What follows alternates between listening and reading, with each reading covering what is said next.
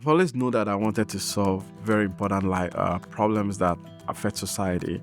And I'd read a book by Benjamin Casson called Gifted Hands. And that was a really big deal. So at the point I thought I wanted to be a neurosurgeon just because Ben Casson was a neurosurgeon. But as I grew older, I realized that there are other very important problems in society that requires attention. By the time I got into college, I knew that I was attracted to solving problems that are related to energy. I'm originally from Nigeria, from a little fishing town called Badagry, one of those towns in Lagos that has its own language, its own culture. It's a little town that holds a lot of history about Nigeria.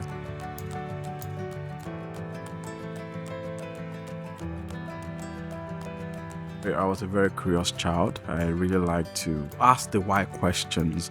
Why do things exist? Those are the things that were more important to me. And even as a 10-year-old, I was more into reading books. So my friends would call me bookworm. As a child, the US was like the place you really want to go to. The only way I get to go there was always just reading the books. It seems like that was like the frontiers of civilization, right? It was where the most important discovery has been made, and it was really pushing the frontiers. So it was like this place that looks like heaven.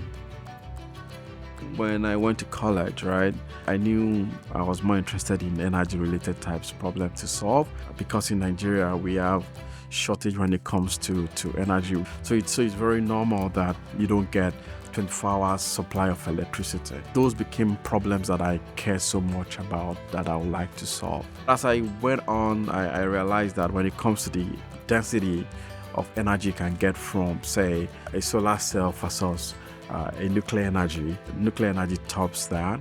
I then pivoted to focusing on generating energy from nuclear reactors and making them technology that can be adopted in the African societies. I was finishing college. I told my friends that I would really like to go to MIT, but I couldn't summon the courage to submit an application.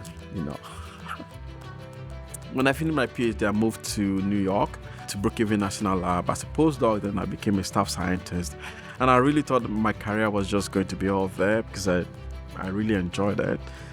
But it turns out that a place like MIT is where you could also do research that you care about. You can do the science that you care about. When the opportunity came to move to MIT, I asked myself, what else can I do that I'm not doing at Brookhaven?